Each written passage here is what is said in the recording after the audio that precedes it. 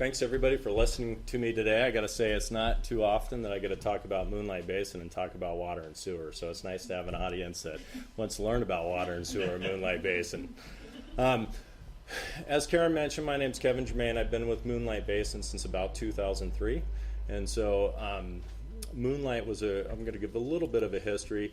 Moonlight was purchased in 1992, and this slide is very, very critical, and I refer to it often. It was originally a 25,000 acre purchase, and this was the entire Moonlight Basin purchase. Here is Lone Peak.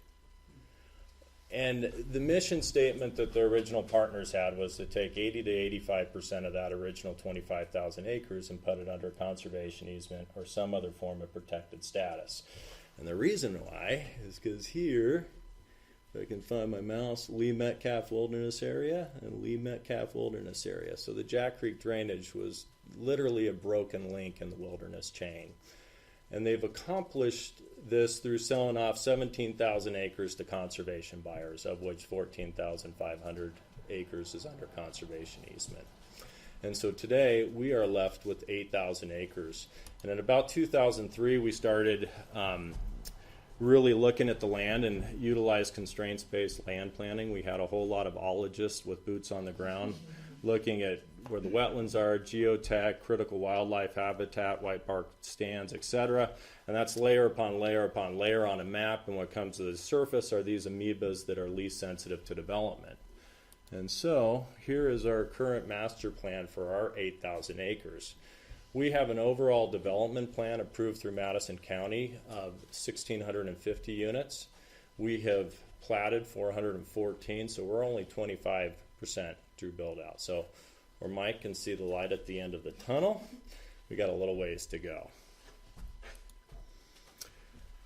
We are, as you can see with this diagram, the majority of Moonlight. Here's our 8,000 acres, and here's an outline of the Jack Creek Watershed. So you can see from this diagram that about 95% on a land area, we are in the Jack Creek or Madison Watershed. Ethan spoke at a previous one of our workshops that for 9 years now, I think we just finished our 10th year, we have had a voluntary stream monitoring program where we have 7 monitoring stations on Jack Creek that we work with the Madison Conservation District, the Jack Creek Preserve Foundation, and others to go out there and monitor those streams during the summer. And 2 of the sites now we have permanent gauging stations in. So we've been definitely trying to keep a good eye on our watershed. Touch a little bit on the water supply. Jeff at a previous presentation showed a real quick synopsis on Moonlight on our water, but we have, as a point of reference, the Moonlight Lodge sits right about here. All our existing development has been in section 24, and as we have it designed, we're going to have 2 water systems, one here on the east half and the other eventually on the west half. I could show the exact same diagram that Mike did. We pump water out of wells, it goes through a tap, it goes to our treatment plant, it's stored in ponds, and then we dispose of it. So, but this is just an outline of our wells and our distribution system. This is our water use going back to 2009, and just as Ron was saying, you know, we get spikes wintertime, but really our big spikes still are in the summer with irrigation. And it's, I think, one of our biggest opportunities is irrigation. I hate seeing a lot of Kentucky bluegrass, and so we've worked similar to what Mike was talking about. We have design guidelines that limit that, and we'll hopefully get more stringent in the future. Water rights for a second. So our beneficial uses are domestic supply, irrigation, and snowmaking. All of this will come together here at some point. And so what we did is we looked at our full build-out models. We calculated what our ultimate water demands were going to be at Moonlight, and then we looked at reduction methods. And using reclaimed water for irrigation where it makes economic sense is where we have a high density, and so our future Madison Village is an area we want to run purple pipe to. We do require in our new design guidelines xeriscaping or the drought-tolerant plants that Mike was referring to. We also would like to require rainwater harvesting. Close your ears, Carrie, wherever you're at, and our big custom homes at Moonlight, because it makes a lot of sense to capture the water off of those rooftops and use that for summertime irrigation. There's some nuances that we're working through with the DNRC on the permitting of that. And then on snowmaking, currently we have a high flow water right out of Lone Creek that we use to irrigate our golf course. And as you'll see here in a second with our next wastewater treatment plant, we will be using reclaimed water to irrigate our golf course. What we'd like to do is do a change application and take that high flow water right and use that for snowmaking, so we minimize that future demand. That high flow water right is from May 25th to June 25th. It's literally during spring runoff, so capturing that runoff water and storing it for snowmaking in the winter months. A little bit about mitigation. The last water right that Moonlight received, and one that we have currently working through the process now, I'm zooming out. Lone Mountain is right here. This is Fan Mountain. This is Jack Creek. These are a few of our water supply wells. We have a mitigation plan where we have purchased water from the nearest downstream diverter, which is the Jumping Horse Ranch, where we have paid them to retire acres from irrigation to leave that water in stream to offset our consumption. Working on some things with FWP and DNRC2 on our existing water right on this. So that's how we currently mitigate our consumption on our water. So now we'll segue into wastewater. We have a wastewater treatment plant currently in place. It's an oxidation ditch. We have in design, and will hopefully have built by the end of 2017, a new wastewater treatment plant that will be a membrane bioreactor. I'll talk a little bit more about that. And then potentially we'll have a third wastewater treatment plant, or we may be able to consolidate it all in this MBR. We're still working at it. But this is a diagram of our collection and treatment. At Moonlight, probably 90% of our units are served by central sewer and water. We do have some larger acre lots that are individual well and septic, but they're very much the minority. Wastewater flows. So on the wastewater end of things, just like Ron was saying, we peak in the winter. We get a big valley in the shoulder seasons, and we pick up a little bit in the summertime. Whereas the water, you'll see, as I showed you, we have higher peaks in the summer because of irrigation.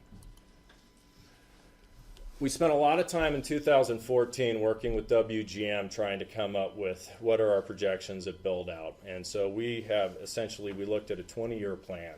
When you look at what the flows are that you're going to generate, it's based on the number of the units that you're building, the size of the units, the absorption, the density, how many people are staying in these units, and the biggie is occupancy rate. And so I've got a bad story that I won't tell of using historical data to extrapolate in the future. And what we've seen at Moonlight is the occupancy rate increases every year. And so what we did is we looked at more mature resort communities, Aspen, Vail, Jackson Hole, and looked at what their occupancy rates were at Buildout, and came up with a more aggressive occupancy rate to project our flows so that we weren't basing everything on historical flows. What that results in is a big, ugly table. I'm not going to go through these numbers, but here's all our density units and what we expect our flows are going to be when we're fully built out. That's distilled on this chart right here. We anticipate a full build-out, and I do feel that this is a very conservative number. We'll generate 113 million gallons a year. And here's our golf course. On a dry year, we can get rid of 52 million gallons. On a wet year, 19 and a half. And so here are our deficiencies if our only disposal option is the golf course. Currently, what we do is we land apply effluent in the forest. And so we have a permit with the DEQ where we have about a 17-acre site that we have big guns that are going in the summer disposing of effluent.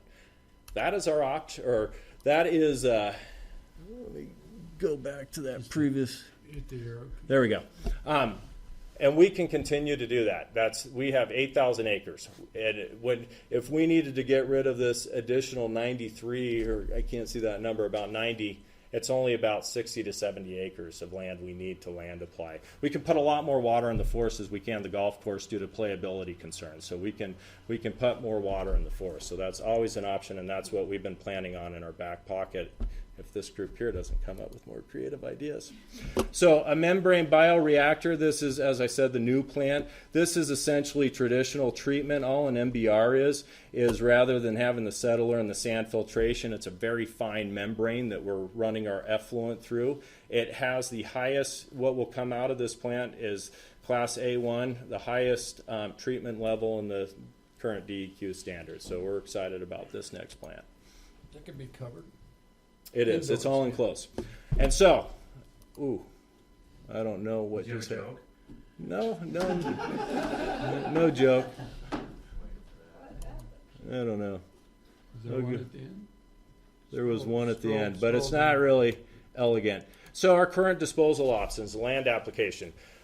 Applying our effluent to the force is 100% consumptive. It consumes 100% of that water.